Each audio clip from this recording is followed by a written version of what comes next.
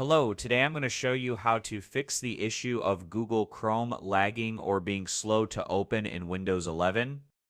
This problem is often caused by outdated extensions, corrupted user data, hardware acceleration, or even background processes consuming resources.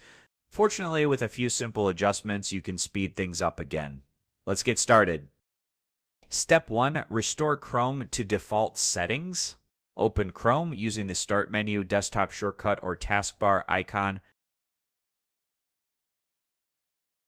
Click the three-dot icon in the top right corner, then select Settings. Click Reset Settings on the left panel.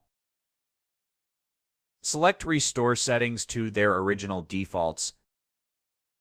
Click Reset Settings. Close Chrome and reopen it to check if performance improves.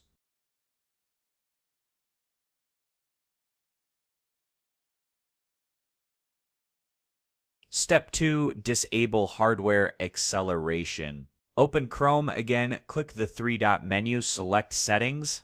Under Advanced, click System on the left sidebar. Turn off Use Hardware Acceleration when available. Click Relaunch to apply the change.